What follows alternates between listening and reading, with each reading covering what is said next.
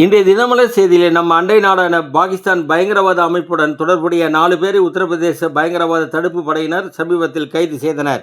மேலும் இந்துக்களை தன் வசப்படுத்தி அவர்களுக்கு முஸ்லிம் பெயரை சூட்டியுள்ளனர். பாகிஸ்தான் பயங்கரவாத அமைப்பு என்பது தெரிய வந்துள்ளது.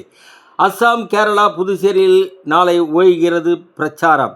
5 மாநில சட்டசபை தேர்தல் முடிவுகள் மே 4 வெளியாகும்.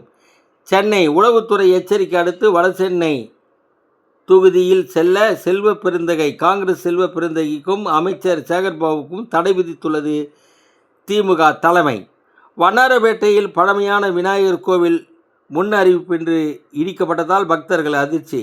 ஸ்மார்ட் சிட்டி பணிக்காக இடிக்கப்பட்டுள்ளது. கோவிலில் விநாயகர் சிலை மட்டும் உள்ளது, அம்மன் சிலைகள் காணவில்லை. அம்பத்தூரில் மோசமான சாலையை போக்குவரத்து போலீசாரே சொந்த செலவில் சீரமைத்துள்ளனர். அவர்களை பாராட்ட வேண்டியது அவசியம். வணக்கம்.